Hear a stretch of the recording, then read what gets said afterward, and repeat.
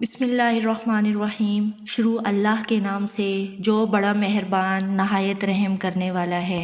حضرت سلمان رضی اللہ تعالیٰ عنہ کہتے ہیں، نبی کریم صلی اللہ علیہ وآلہ وسلم نے شعبان کی آخر تاریخ میں ہم لوگوں کو نصیحت فرمائی کہ تمہارے اوپر ایک مہینہ آ رہا ہے جو بہت بڑا مہینہ ہے، بہت مبارک مہینہ ہے۔ اس میں ایک رات ہے شب قدر جو 1000 مہینوں سے بڑھ کر ہے۔ اللہ تعالیٰ نے اس کے روزے کو فرض فرمایا ہے اور اس کے رات کے قیام یعنی تراویح کو ثواب کی چیز بتایا ہے۔ جو شخص اس مہینے میں کسی نیکی کے ساتھ اللہ کا قرب حاصل کرے، ایسا ہے کہ جیسے غیر رمضان میں فرض کو ادا کیا ہو، اور جو شخص اس مہینے میں کسی فرض کو ادا کرے وہ ایسا ہے جیسا کہ غیر رمضان میں 70 فرض ادا کرے۔ یہ مہینہ صبر کا ہے اور صبر کا مہینہ جنت ہے، اور یہ مہینہ لوگوں کے ساتھ غم خواری کرنے کا ہے۔ اس مہینے میں مومن کا رزق بڑھا دیا جاتا ہے۔ جو شخص کسی روزہ دار کا روزہ افطار کرائے، اس کے لیے گناہوں کے معاف ہونے اور آگ سے خلاصی کا سبب ہوگا، اور روزہ دار کے ثواب کی مانند اس کو ثواب ہوگا، مگر اس روزہ دار کے ثواب سے کچھ کم نہیں کیا جائے گا۔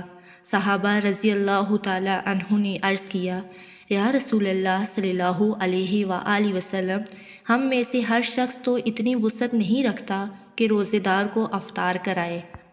تو آپ صلی اللہ علیہ وآلہ وسلم نے فرمایا، پیٹ بھر کر کھلانے پر موقوف نہیں، یہ ثواب تو اللہ تعالیٰ ایک کھجور سے کوئی افطار کرا دے، یا ایک گھونٹ پانی پلا دے، یا ایک گھونٹ لسی پلا دے، اس پر بھی مرحمت فرما دیتے ہیں۔ یہ ایسا مہینہ ہے کہ اس کا اول حصہ اللہ کی رحمت ہے، اور درمیانی حصہ مغفرت ہے، اور آخری حصہ آگ سے آزادی ہے۔ جو شخص اس مہینے میں ہلکا کر دے اپنے غلام یعنی کہ خادم کے بوجھ کو، حق تعالی شانہ اس کی مغفرت فرماتے ہیں اور آگ سے آزادی فرماتے ہیں۔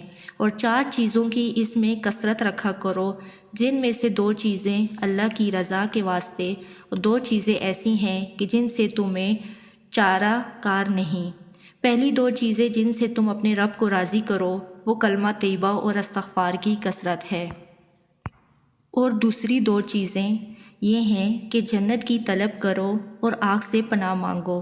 جو شخص کسی روزہ دار کو پانی پلائے، حق تعالی شانہ قیامت کے دن حوض کوثر سے اس کو ایسا ہی پانی پلائیں گے جس کے بعد جنت میں داخل ہونے تک پیاس نہیں لگے گی۔ ابو ہریرہ رضی اللہ تعالیٰ عنہ نے حضور اکرم صلی اللہ علیہ وآلہ وسلم سے نقل کیا ہے کہ میری امت کو رمضان شریف کے بارے میں 5 چیزیں محسوس طور پر دی گئی ہیں جو پہلی امتوں کو نہیں ملی ہیں۔ یہ کہ ان کے منہ کی بدبو اللہ کے نزدیک مشک سے زیادہ پسندیدہ ہے، یہ کہ ان کے لیے دریا کی مچھلیاں تک دعا کرتی ہیں اور افطار کے وقت تک کرتی رہتی ہیں۔ جنت ہر روز ان کے لیے آراستہ کی جاتی ہے۔ پھر حق تعالی شانہ فرماتے ہیں، قریب ہے میرے نیک بندے، دنیا کی مشکیں اپنے اوپر سے پھینک کر تیری طرف آویں، اس میں سرکش شیاطین قید کر دیے جاتے ہیں۔ وہ رمضان میں ان برائیوں کی طرف نہیں پہنچ سکتے جن کی طرف غیر رمضان میں پہنچ سکتے ہیں۔ رمضان کی آخری رات میں روزہ داروں کے لیے مغفرت کی جاتی ہے۔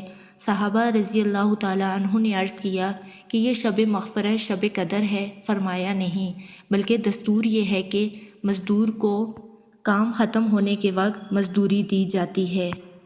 کعب رضی اللہ تعالیٰ عنہ بن عجرہ کہتے ہیں کہ ایک مرتبہ نبی کریم صلی اللہ علیہ وآلہ وسلم نے ارشاد فرمایا کہ ممبر کے قریب ہو جاؤ۔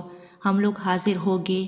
جب حضور محمد صلی اللہ علیہ وآلہ وسلم نے ممبر کے پہلے درجے پر قدم رکھا تو فرمایا آمین، جب دوسرے پر قدم رکھا تو پھر فرمایا آمین، جب تیسرے پر قدم رکھا تو پھر فرمایا آمین۔ جب آپ خطبے سے فارغ ہو کر نیچے اترے تو ہم نے عرض کیا کہ ہم نے آج آپ سے ممبر پر چڑھتے ہوئے ایسی بات سنی جو پہلے کبھی نہیں سنی تھی۔ آپ نے ارشاد فرمایا کہ اس وقت جبرائیل علیہ السلام میرے سامنے آئے تھے۔ جب پہلے درجے پر میں نے قدم رکھا تو انہوں نے کہا، ہلاک ہو جیو وہ جو شخص جس نے رمضان المبارک کے مہینہ پایا پھر بھی اس کی مغفرت نہ ہوئی۔